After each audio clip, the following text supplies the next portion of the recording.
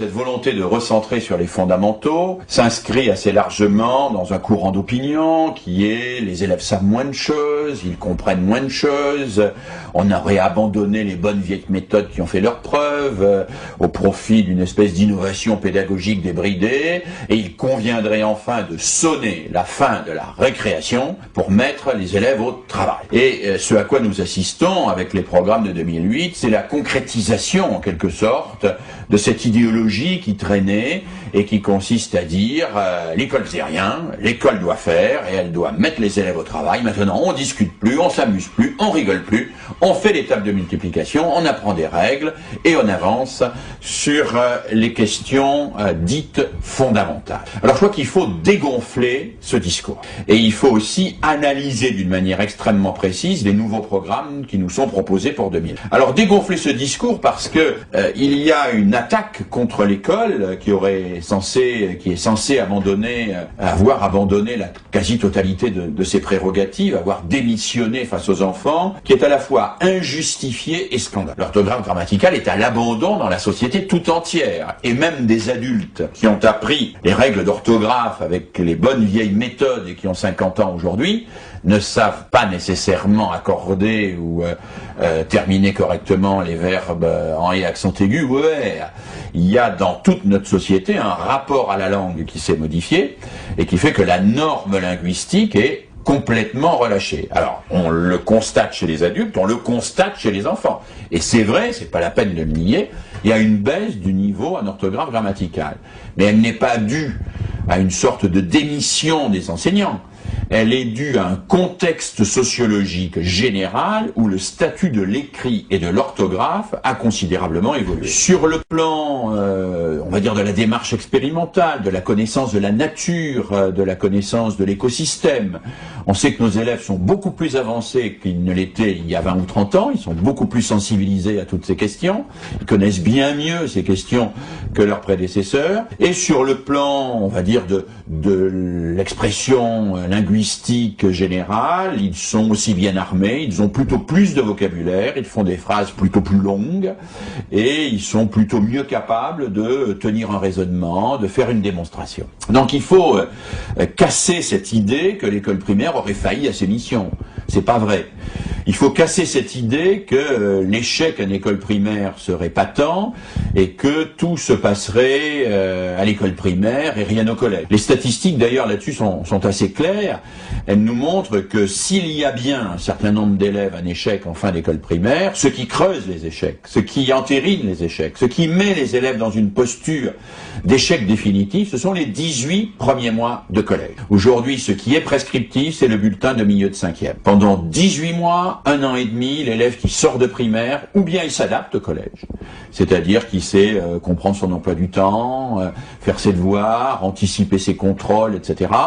Ou bien il s'adapte pas. Il n'apprend pas son métier d'élève, il fourre ses fiches dans son cartable, il les sort à la fin de la semaine pour les mettre à la poubelle, il suit le flot, il ne sait pas si après l'histoire on va en géographie, en maths ou en éducation physique, et à ce moment-là, en fin de 5e, globalement, il est, on va dire, et malheureusement, perdu, entre guillemets, pour les études secondaires. Donc il ne faut pas exonérer le collège en disant c'est l'école primaire qui a tout faux, le collège fait bien son travail. Il faut être beaucoup plus nuancé que ça.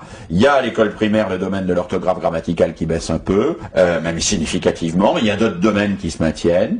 L'école primaire n'a pas démissionné et le problème de l'adaptation au collège et des 18 premiers mois de collège reste un problème tout à fait déterminant. Le programme de 2002 avait réussi à faire un bon équilibre entre l'un et l'autre, c'est-à-dire qu'il disait il faut à la fois des temps où la curiosité de l'élève est satisfaite, où on organise des projets, où on met en place des séances d'expérimentation scientifique, etc.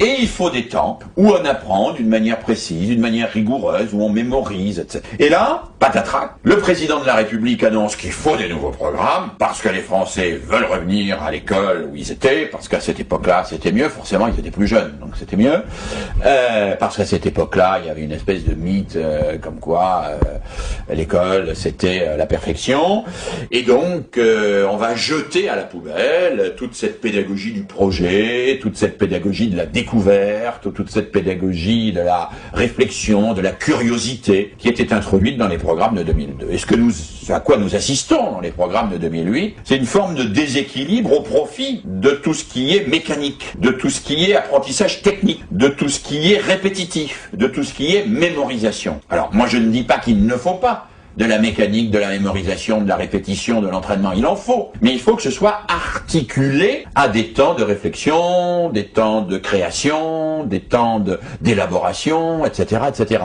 Or, tout ça, paf, ça tombe et on met le projecteur d'une manière exclusive et d'une manière très forte sur tout ce qui est les exercices, les exercices, les exercices, les exercices. Alors, l'effet de ça, c'est que les élèves, les traditionnels bons élèves, qui sont à l'aise dans les exercices, ils les font parce que leurs parents, parce que tout ça, vont faire des exercices. Et que tous ceux qui ne donnent pas spontanément un sens au savoir, tous ceux qui sont un peu en difficulté par rapport à l'école, tous ceux pour lesquels le langage de l'école n'est pas familier, tous ceux qui n'ont pas appris le métier d'élève, tous ceux qui dans notre jargon n'ont pas construit le rapport au savoir, tous ceux-là vont se trouver en difficulté.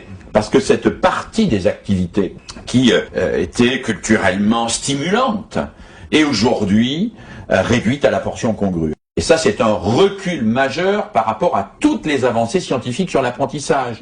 Ce que nous savons aujourd'hui sur les apprentissages, c'est que ça ne fonctionne pas comme ça. Dire il faut apprendre par cœur d'abord et appliquer ensuite, ça ne marche pas. C'est comme si vous disiez à des gens, quand vous achetez un appareil électroménager, apprenez par cœur le mode d'emploi, les 160 pages en papier à cigarette mal traduites du japonais, et vous ne toucherez le bouton de votre appareil électroménager que quand vous saurez réciter par cœur les 160 pages du mode d'emploi. Chacun sait bien que c'est pas comme ça que ça marche. Que ça marche en jouant sur les deux tableaux. On essaye de faire marcher et quand ça marche pas, on va voir le mode d'emploi. Parce qu'on a besoin de ces deux pôles que sont d'un côté la finalisation, le projet, et de l'autre côté la formation.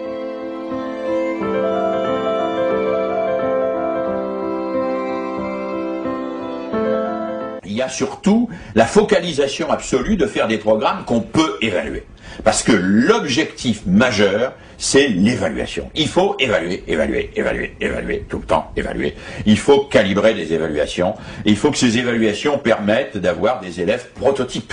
Et toutes les activités un peu créatives, toutes les activités un peu dynamiques, elles rentrent pas dans cette espèce de calibrage de l'élève. Et elles ne permettent pas une évaluation immédiate et systématique, ce que souhaite évidemment le gouvernement aujourd'hui.